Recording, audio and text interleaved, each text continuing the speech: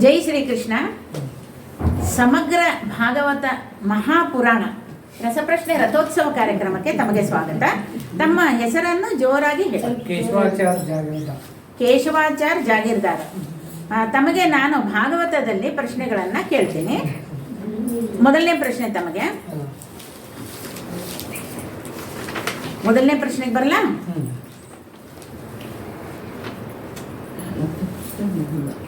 ಪ್ರವೃತ್ತ ಕರ್ಮಿ ಮತ್ತು ನಿವೃತ್ತ ಕರ್ಮಿ, ಪ್ರವೃತ್ತ ಕರ್ಮಿ ಮತ್ತು ನಿವೃತ್ತ ಕರ್ಮಿ ಹಕ್ಕಿಗಳಲ್ಲಿ ಯಾವುದು ಫಲ ತಿನ್ನುವುದು? ಅದು ಒಂದೇನಾ? ಅದು ಒಂದೇ ಹಕ್ಕಿ ತಿನ್ನತ್ತ? ನೋಡಿ, ಯೋಚನೆ ಮಾಡಿ. ಪ್ರವೃತ್ತ ಕರ್ಮಿ ಮತ್ತು ನಿವೃತ್ತ ಕರ್ಮಿ ಹಕ್ಕಿಗಳಲ್ಲಿ ಯಾವುದು ಫಲ ತಿನ್ನುವುದು? ಅರ್ಧ ಕರೆಕ್ಟ್ ಇದೆ ನಿಮ್ಮದು. ಒಂದೇ ಅಲ್ಲ, ಎರಡು ಹಕ್ಕಿಗಳು ಕೂಡ ಫಲವನ್ನು ತಿನ್ನೋದು ಇದರಲ್ಲಿ ಕೊಟ್ಟಿದ್ದಾರೆ. ಓಕೆ, ಇನ್ನು ಮುಂದಿನ ಪ್ರಶ್ನೆ. ಸರಿಯಾದ ಉತ್ತರ. ಅವರು ಒಂದು ಹಕ್ಕಿ ಮಾತ್ರ ತಿನ್ನತ್ತೆ ಅಂತ ಹೇಳಿದರು, ಬಟ್ ಎರಡು ಹಕ್ಕಿಗಳು ಕೂಡ ಹಣ್ಣುಗಳನ್ನು ತಿನ್ನುತ್ತೆ. ಇನ್ನು ಎರಡನೇ ಪ್ರಶ್ನೆ ತಮಗೆ. ಬ್ರಹ್ಮಸೂತ್ರಗಳ ಪ್ರತಿಯೊಂದು ಅಧ್ಯಾಯವು ಎಷ್ಟು ಪಾದಗಳನ್ನು ಒಳಗೊಂಡಿದೆ? ಅದು ಬೇಗ ಗೊತ್ತಾಗುತ್ತೆ. ಅಧ್ಯಯನ ಮಾಡ್ತಿರ್ತೀರಲ್ಲ, ಸರಿಯಾದ ಉತ್ತರ. ಬ್ರಹ್ಮಸೂತ್ರಗಳನ್ನು ಅಧ್ಯಯನ ಮಾಡ್ತಾ ಇರ್ತಾರೆ, ಅದರಿಂದ ಏನಂದ್ರೆ ಹೇಳ್ತಿದ್ದಂಗೆ ಬಂದ್ಬಿಡುತ್ತೆ ಅಲ್ವಾ? ಬ್ರಹ್ಮಸೂತ್ರಗಳ ಪ್ರತಿಯೊಂದು ಅಧ್ಯಾಯವು ಎಷ್ಟು ಪಾದಗಳನ್ನು ಒಳಗೊಂಡಿದೆ ಅಂದರೆ ಇವರು 4 ಪಾದಗಳನ್ನು ಒಳಗೊಂಡಿದೆ ಅಂದರೆ ಸರಿ. ಇನ್ನು ಮುಂದಿನ ಪ್ರಶ್ನೆಗೆ ಹೋಗೋಣ. ಅಸಂಚಯ, ವಾರ್ತಾ ಮತ್ತು ಶಾಲೀನ. ಅಸಂಚಯ, ವಾರ್ತಾ ಮತ್ತು ಶಾಲೀನ ಇವು ಯಾವ ವೃತ್ತಿಯ 3 ಪ್ರಭೇದಗಳು? ಇನ್ನೊಂಚು ಜೋರಾಗಿ ಹೇಳಿ. ಸಯಾಚನ ವೃತ್ತಿಯ 3 ಪ್ರಭೇದಗಳು. ಸರಿಯಾದ ಉತ್ತರ. ಸಯಾಚನ ವೃತ್ತಿಯ 3 ಪ್ರಭೇದಗಳು. ಇನ್ನು ನಿಮಗೆ ಕೊನೆ ಪ್ರಶ್ನೆಗೆ ಬರ್ತಾ ಇದ್ದೇನೆ, ಬರಲಾ? ಕೊನೆ ಪ್ರಶ್ನೆ.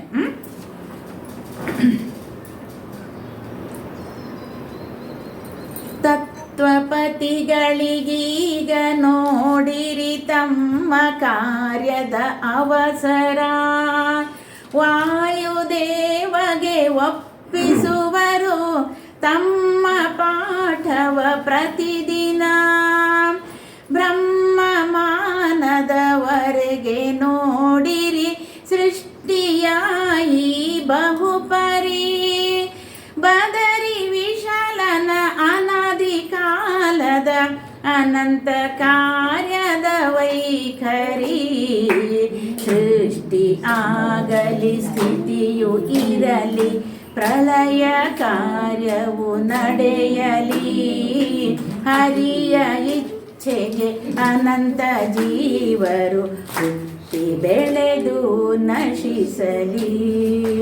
ಇದೇ ಒಂದು ಭಾಗವತ ಧರ್ಮ. ಈಗ ಇನ್ನು ಕೊನೆಯ ಪ್ರಶ್ನೆಗೆ ತಮ್ಮನ್ನು ಕರ್ಕೊಂಡು ಹೋಗ್ತಾ ಇದ್ದೀವಿ. 2 ವಿಧವಾದ ಮುಖ್ಯ ಸೃಷ್ಟಿಯು ಸರ್ಗ ಅಂತ ಕೂಡ ಹೇಳ್ತಾರೆ. 2 ವಿಧವಾದ ಮುಖ್ಯ ಸೃಷ್ಟಿಯು ಯಾವುದೆಂದು ಮೈತ್ರೇಯರು ವಿದುರನಿಗೆ ಹೇಳಿದರು? ಮೈತ್ರೇಯರು ವಿದುರನಿಗೆ ಹೇಳಿದರು 2 ವಿಧವಾದ ಸೃಷ್ಟಿ ಹೇಳ್ತೀರಾ? ಒಂದೊಂದೇ 2 ವಿಧವಾದ ಸೃಷ್ಟಿಯನ್ನು ಹೇಳಬೇಕು. ಒಂದು ವಿಕೃತ, ಮತ್ತೊಂದು ಪ್ರಾಕೃತ. ಪ್ರಾಕೃತ ಮತ್ತು ಪ್ರಾಕೃತ ಮತ್ತು ವೈಕೃತ. ಮೊದಲನೇದಾದ ಬ್ರಹ್ಮಾಂಡದ ಹೊರಗೆ ನಡೆಯುವ 6 ವಿಧವಾದ ಪ್ರಾಕೃತ ಸೃಷ್ಟಿ ಅಲ್ವಾ? ಮತ್ತು ಎರಡನೇದಾದ ಬ್ರಹ್ಮಾಂಡದ ಒಳಗೆ ನಡೆದ 3 ವಿಧವಾದ ವೈಕೃತ ಸೃಷ್ಟಿ ಅಂತ ಮೈತ್ರೇಯರು ವಿದುರನಿಗೆ ಹೇಳ್ತಾರೆ. ಸರಿಯಾದ ಉತ್ತರ. ಏನಂದ್ರೆ ಪ್ರಾಕೃತ ಮತ್ತು ವೈಕೃತ ಅಂತ ಇಲ್ಲಿ ಇದನ್ನ ಹೇಳ್ತಾ ಇದ್ದಾರೆ. ತಾವು ಬಂದು ಏನಂದ್ರೆ ಈ ಒಂದು ಕಾರ್ಯಕ್ರಮದಲ್ಲಿ ಸಕ್ರಿಯವಾಗಿ ಪಾಲ್ಗೊಂಡು ಎಲ್ಲ ಪ್ರಶ್ನೆಗಳಿಗೆ ಉತ್ತರವನ್ನು ಹೇಳಿದ್ದಕ್ಕೆ ತಮಗೆ ಅನಂತ ಧನ್ಯವಾದಗಳು.